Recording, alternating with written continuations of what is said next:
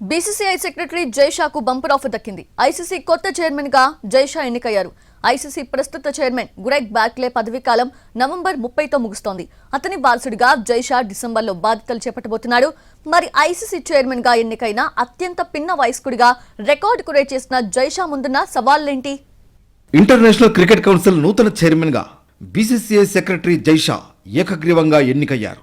ఈ విషయాన్ని ఐసీసీ ప్రకటించింది. ఐసీసీ ప్రస్తుత చైర్మన్ గ్రెగ్ బార్క్లే పదవీ కాలం నవంబర్ 30తో ముగియనుంది. డిసెంబర్ 1న ఐసీసీ చైర్మన్ గా బాధ్యతలు స్వీకరించనున్నారు జైషా. ఐసీసీ చైర్మన్ పదవి కోసం నిన్న మంగళవారం నామినేషన్లకు ఆఖరి రోజు. అయితే జైషా పోటీలో ఉండడంతో ఎవరూ నామినేషన్ వేయడానికి ముందుకు రాలేదు. దీంతో జైషా ఎన్నిక ఏకగ్రీవమైంది.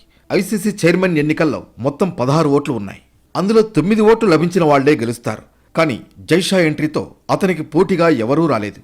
ఇప్పటి వరకు ఐసీసీ ఆర్థిక వాణిజ్య వ్యవహారాల సబ్ కమిటీ చైర్మన్ గా జైషా ఉన్నారు. ఐసీసీ చైర్మన్ గా ఎంపికైన 5వ భారతీయుడుగా జైషా నిలిచారు. జగన్మోహన్ దాల్మియా, శరద్ పవార్, ఎన్ శ్రీనివాసన్, శశాంక్ మనోహర్ భారత్ నుంచి ఐసీసీ చైర్మన్లుగా ఎన్నికయ్యారు. మరోవైపు ఇక ఐసీసీ చైర్మన్ గా ఎన్నికైన అత్యంత పిన్న వయస్కుడిగా జైషా రికార్డ్ క్రియేట్ చేశారు. 35 ఏళ్ల వయసులోనే ఆయన ఈ అత్యున్నత పదవిని స్వీకరించబోతున్నారు.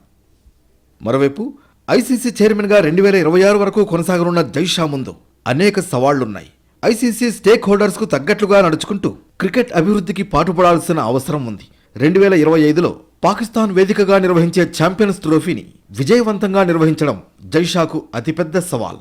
బీసీసీఐ సెక్రటరీగా టీమిండియాను పాకిస్తాన్కు పంపించేందుకు నిరాకరించిన జైషా ఐసీసీ చైర్మన్ గా ఎలా వ్యవహరిస్తారా అన్నది ఆసక్తిగా మారింది. గతంలో ఆసియా క్రికెట్ అసోసియేషన్ చైర్మన్ గా ఆసియా కప్ టోర్నీని హైబ్రిడ్ మోడల్లో నిర్వహించారు. భారత్ మ్యాచ్లను తటస్థ వేదిక మీద జరిపారు. ఇప్పుడు కూడా భారత్ అదే డిమాండ్ చేస్తోంది. జైషా ముందున్న మరో అతిపెద్ద సవాల్ టెస్ట్ క్రికెట్ను కాపాడటం. టెస్ట్ ఫార్మాట్ను మరింత డెవలప్ చేయడం.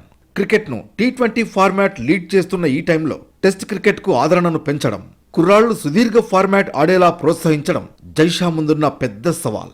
మరి ఆ ఛాలెంజ్ను ఎలా స్వీకరిస్తారో చూడాలి. అంతర్జాతీయ క్రికెట్ షెడ్యూల్ సమధుకంగా ఉండేలా చూసుకోవాలి. ఆటగాళ్లకు తగిన విశ్రాంతి ఉండేలా షెడ్యూల్ను రూపొందించడం కూడా జైషాకు సవాల్తో కూడుకున్న పనే.